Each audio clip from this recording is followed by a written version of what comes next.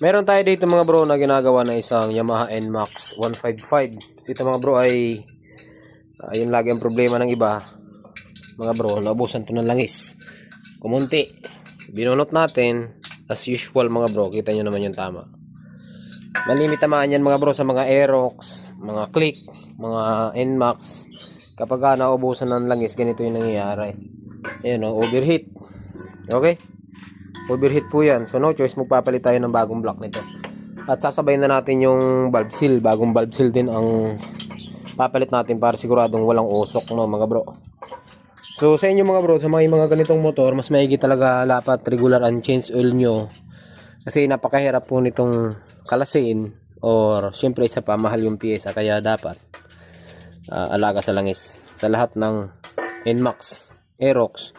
Actually, hindi lang sa ganitong motor. Sa lahat ng motor dapat. Yung iba naman kasi madali gawin. Halimbawa, TMX 155, 125. Napakadali bunutin. Ito sa NMAX, nako, daming kalasin. Tangke, bearings, total body, lahat. Yung upuan, dami yung tatanggalin bago nyo mabunot yung cylinder block nya. Buti naman, hindi nagkatama yung head parts, cams, mga cams. Ano, walang tama yung cams natin. Swerte pa rin kahit paano. Black lang talaga yung papalitan natin.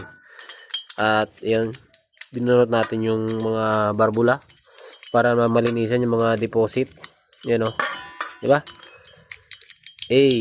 Apat na piraso. Magpapalit tayo ng siyempre 4 na valve seal para sigurado walang usok.